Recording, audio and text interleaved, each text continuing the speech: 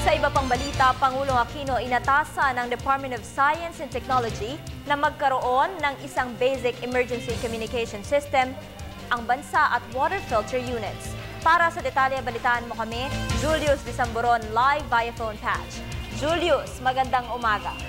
Vivian, maraming salamat at magandang umaga sa iyo. Inihayag ni Pangulong Aquino na may inihahandang basic communication system ang pamahalaan kasabay pa din ng natapos na bagyong Yolanda. At least kapag magkaroon man ng problema sa external power sources o cellular network, may nakahanda pa ding backup.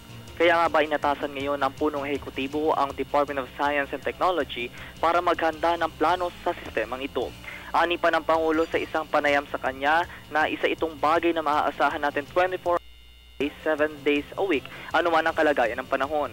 Kung ating matatandaan na wala ang supply ng kuryente at linya ng komunikasyon dahil sa mga nagtumbahang poste sa kasagsagan ng bagyo. Kasabay nito, ilang kalsada o tulay ang nabarhan kaya tumagal din ang biyahe patungo sa mga lalawigang nabanggit. Pagiging positibo sa lahat ng oras, yan ang tanging inihayag ni Pangulong Aquino para sa ating lahat. Ibig niyang pairalin ng ating mga kababayan ang bayanihan, isang ugaling Pilipino kung saan parang iisang taong kumikilos at nagtutulong-tulong. Pagtitiyak naman niya na lahat ng opisyal ng pamahalaan ay ginagampanan ng kani-kanilang trabaho at nangunguna sa pamimigay ng tulong.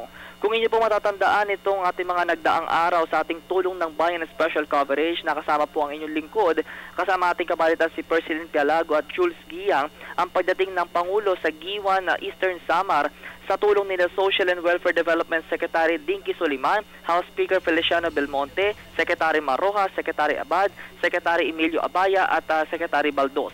Kasabay din po ng ulat na ito ang pagde-deploy ng Industrial Technology Development Institute ng DOST ng halos 150 ceramic water filter unit sets sa mga evacuation centers na i-deploy sa Tacloban City para maging malinis ang supply ng tubig. Kaya yan muna ang ating mga nakalap na ulat ngayong umaga. Inyong naging para sa Telebisyon ng Bayan. Ako, si Julius Disamboron. Balik sa iyo, Vivian. Maraming salamat, Julius Disamboron.